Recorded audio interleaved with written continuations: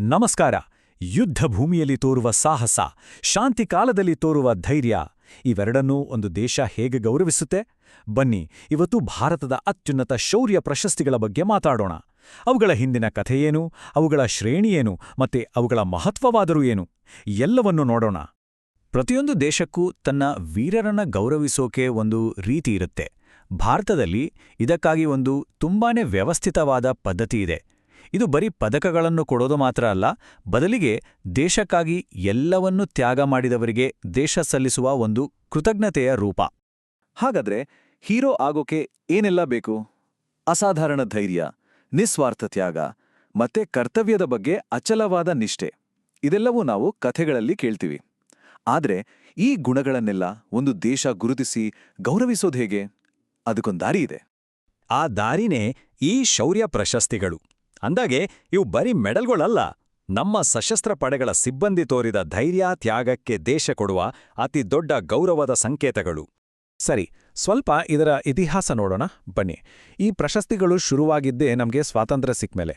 ನೋಡಿ, 1950ರಲ್ಲಿ ಪರಮವೀರ ಚಕ್ರ, ಮಹಾವೀರ ಚಕ್ರ ಮತ್ತೆ ವೀರಚಕ್ರ ಅಂತ 3 ಪ್ರಶಸ್ತಿಗಳನ್ನ ಸ್ಥಾಪನೆ ಮಾಡಿದ್ರು.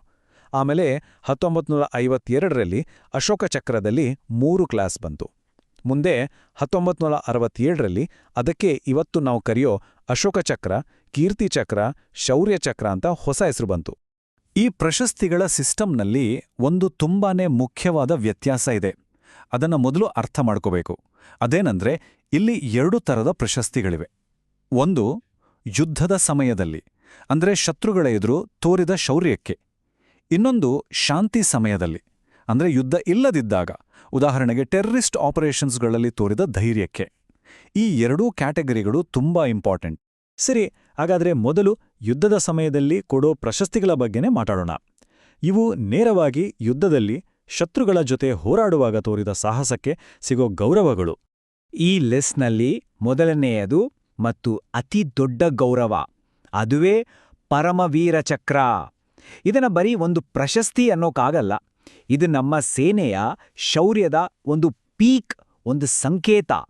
ಅದರ ಡಿಸೈನ್ ನೋಡಿ, ಎಷ್ಟು ಸಿಂಪಲ್ ಆಗಿದೆ, ಆದರೆ ಅಷ್ಟೇ ಗಂಭೀರವಾಗಿದೆ. ಅದರ ಮಹತ್ವನ ಅದೇ ಹೇಳುತ್ತೆ. ಹೆಸರಲ್ಲೇ ಇದೆ ಅಲ್ವಾ, ಪರಮಶ್ರೇಷ್ಠ ವೀರನ ಚಕ್ರ ಅಂತ. ಅಂದ್ರೆ ಅತ್ಯಂತ ದೊಡ್ಡ ಶೌರ್ಯ, ಕೆಲವೊಮ್ಮೆ ತಮ್ಮ ಪ್ರಾಣವನ್ನೇ ತ್ಯಾಗ ಮಾಡಿ ದೇಶವನ್ನ ಕಾಪಾಡಿದವರಿಗೆ ಈ ಗೌರವ ಸಿಗುತ್ತೆ. ಒಂದು ರೀತಿ ಹೇಳೋದಾದ್ರೆ, ಅಮೆರಿಕಾದಲ್ಲಿ ಮೆಡಲ್ ಆಫ್ ಹಾನರ್ ಇದೆಯಲ್ಲ, ಅದಕ್ಕೆ ಸಮಾನವಾದ ಗೌರವ ಇದು. ಮೊದಲ ಬಾರಿಗೆ ಈ ಪ್ರಶಸ್ತಿ ಪಡೆದವರು ಮೇಜರ್ ಸೋಮನಾಥ್ ಶರ್ಮಾ, 1947ರಲ್ಲಿ. ಪರಮವೀರ ಚಕ್ರದ ನಂತರ ಯುದ್ಧದ ಸಮಯದಲ್ಲಿ ಕೊಡುವ 2ನೇ ಅತಿದೊಡ್ಡ ಗೌರವ ಅಂದ್ರೆ ಅದು ಮಹಾವೀರ ಚಕ್ರ. ಇದರ ಅರ್ಥ ಮಹಾಯೋಧ ಪದಕ. ಶತ್ರುಗಳ ಎದುರು ಅಸಾಧಾರಣ ಧೈರ್ಯ ತೋರಿದಾಗ ಈ ಪ್ರಶಸ್ತಿ ಸಿಗುತ್ತೆ. ಇನ್ನೊಂದು ಇಂಟ್ರೆಸ್ಟಿಂಗ್ ವಿಷಯ ಅಂದ್ರೆ, ಬ್ರಿಟಿಷರ ಕಾಲದಲ್ಲಿ ಡಿಸ್ಟಿಂಗ್ವಿಶ್ಡ್ ಸರ್ವಿಸ್ ಆರ್ಡರ್ ಅಂತ ಒಂದು ಪ್ರಶಸ್ತಿ ಇತ್ತು. ಅದರ ಜಾಗಕ್ಕೆ ಈಗ ಇದು ಬಂದಿದೆ. ಸರಿ, ಈ ಯುದ್ಧಕಾಲದ ಪ್ರಶಸ್ತಿಗಳ ಲಿಸ್ಟ್ನಲ್ಲಿ 3ನೇದು ವೀರಚಕ್ರ. ಯುದ್ಧಭೂಮಿಯಲ್ಲಿ ಧೈರ್ಯ, ಸಾಹಸ ತೋರಿದವರಿಗೆ ಈ ಗೌರವ ಸಿಗುತ್ತೆ. ಇದು ವಾರ್ ಟೈಮ್ ಅವಾರ್ಡ್ಸ್ನಲ್ಲಿ 3ನೇ ಸ್ಥಾನದಲ್ಲಿದೆ. ಇದನ್ನು ಕೂಡ ಶತ್ರುಗಳ ಎದುರು ತೋರಿದ ಶೌರ್ಯಕ್ಕಾಗಿಯೇ ನೀಡಲಾಗುತ್ತೆ. ಇದು ಕೂಡ ಬ್ರಿಟಿಷರ ಕಾಲದ 3 ಬೇರೆ ಬೇರೆ ಪ್ರಶಸ್ತಿಗಳ ಬದಲಾಗಿ ಬಂದಿರುವಂಥದ್ದು. ಇಲ್ಲಿಯವರೆಗೆ ನಾವು ಯುದ್ಧಕಾಲದ ಪ್ರಶಸ್ತಿಗಳ ಬಗ್ಗೆ ಮಾತಾಡಿದ್ವಿ. ಈಗ ಶಾಂತಿಕಾಲದ ಪ್ರಶಸ್ತಿಗಳ ಕಡೆ ಗಮನ ಹರಿಸೋಣ. ಅಂದ್ರೆ ನೇರ ಯುದ್ಧ ಇಲ್ಲದಿದ್ದಾಗ, ಉದಾಹರಣೆಗೆ ಬಂಡುಕೋರರ ವಿರುದ್ಧದ ಹೋರಾಟ ಅಥವಾ ಇನ್ಯಾವುದೇ ಅಪಾಯಕಾರಿ ಸಂದರ್ಭಗಳಲ್ಲಿ ತೋರಿದ ಧೈರ್ಯಕ್ಕೆ ಕೊಡುವ ಪ್ರಶಸ್ತಿಗಳು ಇವು. ಹೌದು, ಶಾಂತಿಕಾಲದ ಪ್ರಶಸ್ತಿಗಳಲ್ಲಿ ಅತ್ಯುನ್ನತ ಗೌರವ ಅಂದ್ರೆ ಟಾಪ್ನಲ್ಲಿರೋದು ಅಶೋಕ ಚಕ್ರ. ಒಂದು ರೀತಿ ಹೇಳೋದಾದ್ರೆ, ಇದು ಪರಮವೀರ ಚಕ್ರದ ಪೀಸ್ ಟೈಮ್ ಈಕ್ವಿವಾಲೆಂಟ್. ಅಂದ್ರೆ ಯುದ್ಧ ಇಲ್ದಿದ್ದಾಗ ತೋರಿದ ಅಸಾಧಾರಣ ಶೌರ್ಯಕ್ಕೆ ಈ ಗೌರವ. ಇಲ್ಲಿ ಒಂದು ತುಂಬಾನೇ ಇಂಟ್ರೆಸ್ಟಿಂಗ್ ಪಾಯಿಂಟ್ ಇದೆ ನೋಡಿ. ಈ ಪ್ರಶಸ್ತಿಯನ್ನ ಸೇನೆಯವ್ರಿಗೂ ಮಾತ್ರ ಅಲ್ಲ, ಸಾಮಾನ್ಯ ನಾಗರಿಕರಿಗೂ ಕೂಡ ಕೊಡ್ತಾರೆ. ಅಶೋಕ ಚಕ್ರದ ನಂತರ ಶಾಂತಿಕಾಲದ ಪ್ರಶಸ್ತಿಗಳ ಲಿಸ್ಟ್ನಲ್ಲಿ 2ನೇ ಸ್ಥಾನದಲ್ಲಿ ಬರೋದು ಕೀರ್ತಿ ಚಕ್ರ. ಇದು ಮಹಾವೀರ ಚಕ್ರದ ಪೀಸ್ ಟೈಮ್ ಈಕ್ವಿವಾಲೆಂಟ್. ಯುದ್ಧದ ಸನ್ನಿವೇಶ ಇಲ್ದಿದ್ರೂ ಅಸಾಧಾರಣ ಧೈರ್ಯ ತೋರಿದಾಗ ಈ ಪ್ರಶಸ್ತಿ ಸಿಗುತ್ತೆ. ನಿಮಗೆ ನೆನ್ಪಿದ್ರೆ, ಮುಂಚೆ ಹೇಳಿದ ಹಾಗೆ ಇದನ್ನ ಮೊದಲು ಅಶೋಕ ಚಕ್ರ ಕ್ಲಾಸ್ 2 ಅಂತ ಕರೀತಿದ್ರು. ಇನ್ನು ಶಾಂತಿಕಾಲದ ಪ್ರಶಸ್ತಿಗಳ ವರಿಸೆಯಲ್ಲಿ 3ನೇ ಸ್ಥಾನದಲ್ಲಿರೋದು ಶೌರ್ಯ ಚಕ್ರ. ಇದು ವೀರಚಕ್ರದ piece time equivalent. ಮೊದಲಿದನ್ನ Ashoka Chakra class 3 ಅಂತ ಕರೀತಿದ್ರು.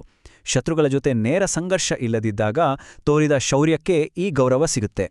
ಸರಿ, ಇಷ್ಟೆಲ್ಲ ನೋಡಿದ್ವಿ. ಆದ್ರೆ ಒಂದು ಪ್ರಶ್ನೆ ಬರುತ್ತಲ್ವಾ, ಇಷ್ಟು ದೊಡ್ಡ ಪ್ರಶಸ್ತಿಗಳನ್ನ ಕೊಡೋಕೆ ಯಾರು ಡಿಸೈಡ್ ಮಾಡ್ತಾರೆ? ಇದರ ಪ್ರಾಸೆಸ್ ಹೇಗಿರುತ್ತೆ? ಬನ್ನಿ ಅದನ್ನ ನೋಡೋಣ. ಇದಕ್ಕೊಂದು ಪಕ್ಕಾ ಪ್ರಾಸೆಸ್ ಇದೆ. ಮೊದಲು ರಕ್ಷಣಾ ಸಚಿವಾಲಯ ಅಂದ್ರೆ ಮಿನಿಸ್ಟ್ರಿ ಆಫ್ ಡಿಫೆನ್ಸ್ ವರ್ಷಕ್ಕೆ 2 ಸಾರಿ ರೆಕಮೆಂಡೇಷನ್ಸ್ಗೆ ಕರೆಯುತ್ತೆ. ಆಮೇಲೆ ಒಬ್ಬ ಸೈನಿಕನ ಸ್ವಂತ ಯೂನಿಟ್ನಲ್ಲೇ ಒಂದು ಕೇಸ್ ಶುರುವಾಗುತ್ತೆ. ಆ ಶಿಫಾರಸ್ಸು ಕಮಾಂಡ್ ಚೈನ್ ಮೂಲಕ ಹಂತ ಹಂತವಾಗಿ ಮೇಲೆ ಹೋಗಿ ಸರ್ವಿಸಸ್ ಹೆಡ್ ಕ್ವಾರ್ಟರ್ಸ್ ತಲುಪುತ್ತೆ. ಅಲ್ಲಿರೋ ಒಂದು ಅವಾರ್ಡ್ಸ್ ಕಮಿಟಿ ಅದನ್ನ ಪರಿಶೀಲನೆ ಮಾಡುತ್ತೆ. ಕೊನೆಗೆ ಅವರು ಓಕೆ ಮಾಡಿದ ಪ್ರಪೋಸಲ್ಸ್ ಫೈನಲ್ ಡಿಸಿಷನ್ಗೆ ಮಿನಿಸ್ಟ್ರಿ ಆಫ್ ಡಿಫೆನ್ಸ್ಗೆ ಹೋಗುತ್ತೆ. ಸೊ ಇದು ಒಂದು ಮಲ್ಟಿ ಸ್ಟೆಪ್ ಪ್ರಾಸೆಸ್. ಸರಿ, ಇಷ್ಟೊತ್ತು ನಾವು ಯುದ್ಧಕಾಲದ ಮತ್ತೆ ಶಾಂತಿಕಾಲದ ಪ್ರಶಸ್ತಿಗಳ ಬಗ್ಗೆ ತಿಳ್ಕೊಂಡ್ವಿ. ಈಗ ಇವೆಲ್ಲವನ್ನು ಒಟ್ಟಿಗೆ ಅವುಗಳ ಅಧಿಕೃತ ರ್ಯಾಂಕಿಂಗ್ ಪ್ರಕಾರ ಹೇಗೆ ಜೋಡಿಸಿದ್ದಾರೆ ಅಂತ ನೋಡೋಣ. ಈ ಟೇಬಲ್ ನೋಡಿದ್ರೆ ಒಂದು ಕ್ಲಿಯರ್ ಪಿಕ್ಚರ್ ಸಿಗುತ್ತೆ ನೋಡಿ. ನಂಬರ್ 1 ಸ್ಥಾನದಲ್ಲಿ ಪರಮವೀರ ಚಕ್ರ ಅಂದ್ರೆ ವಾರ್ ಟೈಮ್ ಅವಾರ್ಡ್ ಇದೆ. ಆದರೆ 2ನೇ ಸ್ಥಾನದಲ್ಲಿ ಅಶೋಕ ಚಕ್ರ ಇದೆ, ಅದು ಪೀಸ್ ಟೈಮ್ ಅವಾರ್ಡ್. ಇದೇ ರೀತಿ war time, piece time, war time, piece time ಅಂತ ಪರ್ಯಾಯವಾಗಿರೋದನ್ನ ಗಮನಿಸ್ಬೋದು. ಇದರಿಂದ ಏನ್ ಗೊತ್ತಾಗುತ್ತೆ ಅಂದ್ರೆ ನಮ್ಮ ದೇಶದಲ್ಲಿ ಶೌರ್ಯ ಅಂದ್ರೆ ಶೌರ್ಯನೇ. ಅದು ಯುದ್ಧದಲ್ಲೇ ಆಗ್ಲಿ ಶಾಂತಿ ಸಮಯದಲ್ಲೇ ಆಗ್ಲಿ ಎರಡಕ್ಕೂ ಸಮಾನವಾದ ಗೌರವ ಇದೆ ಅನ್ನೋದು ಸ್ಪಷ್ಟವಾಗುತ್ತೆ. ಹಾಗಾದರೆ ಕೊನೆಯದಾಗಿ ಒಂದು ಯೋಚನೆ. ಒಂದು ದೇಶ ತನ್ನ ಹೀರೋಗಳನ್ನ ಹೇಗೆ ನೆನಪಿನಲ್ಲಿಟ್ಕೊಳ್ಳುತ್ತೆ? ಈ ಪ್ರಶಸ್ತಿಗಳಿದೆಯಲ್ಲ, ಇವು ಬರೀ ಇತಿಹಾಸದ ಪುಸ್ತಕದಲ್ಲಿರುವ ಹೆಸರುಗಳಲ್ಲ. ಇವು ನಮ್ಮ ಸೈನಿಕರ ತ್ಯಾಗ, ಬಲಿದಾನಕ್ಕೆ ಸಿಕ್ಕ ಜೀವಂತ ಸಂಕೇತಗಳು. ಒಂದೊಂದು ಮೆಡಲ್ನ ಹಿಂದೆಯೂ ಒಂದೊಂದು ಕಥೆ ಇದೆ. ಆ ಕಥೆಗಳು ಮುಂದಿನ ಜನಾಂಗಕ್ಕೆ ಒಂದು ದೊಡ್ಡ ಸ್ಫೂರ್ತಿ. ಯಾಕಂದ್ರೆ ಒಂದು ದೇಶ ತನ್ನ ಹೀರೋಗಳನ್ನ ಹೇಗೆ ಗೌರವಿಸುತ್ತೆ ಅನ್ನೋದ್ರಲ್ಲೇ ಆ ದೇಶದ ನಿಜವಾದ ಶಕ್ತಿ ಅಡಗಿರುತ್ತೆ.